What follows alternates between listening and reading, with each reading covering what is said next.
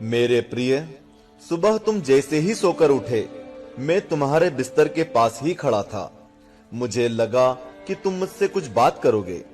तुम कल या पिछले हफ्ते हुई किसी बात या घटना के लिए मुझे धन्यवाद कहोगे, लेकिन तुम फटाफट चाय पीकर तैयार होने चले गए और मेरी तरफ देखा भी नहीं।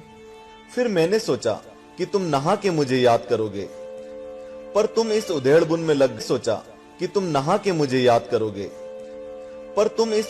में लग गए कि तुम्हें आज कौन से कपड़े पहनने हैं।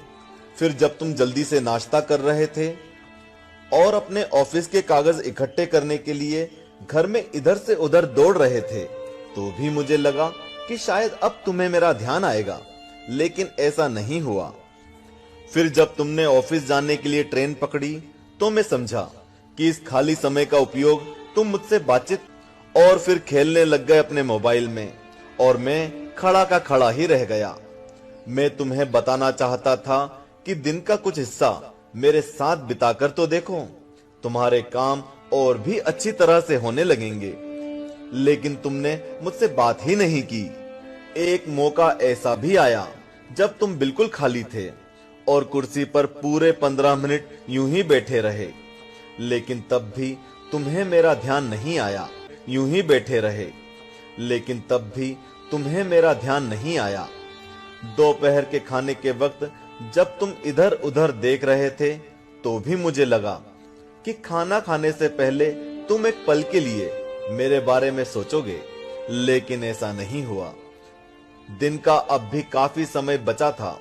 मुझे लगा कि शायद इस बचे समय में हमारी बात हो जाएगी, लेकिन घर पहुंचने के बाद तुम रोजमर्रा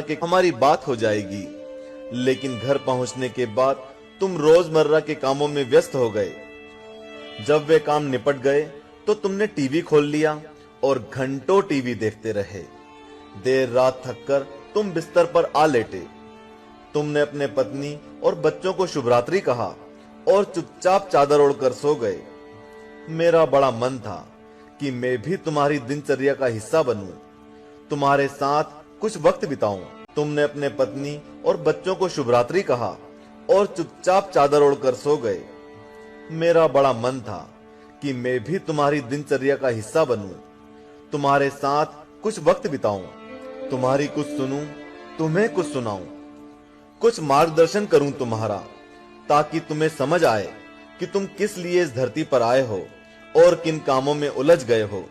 लेकिन तुम्हें समय ही नहीं मिला और मैं मन मार कर ही रह। हमारा ध्यान उस समय भी लोगों की तरफ ही लगा रहता है और मैं इंतजार करता ही रह जाता हूँ।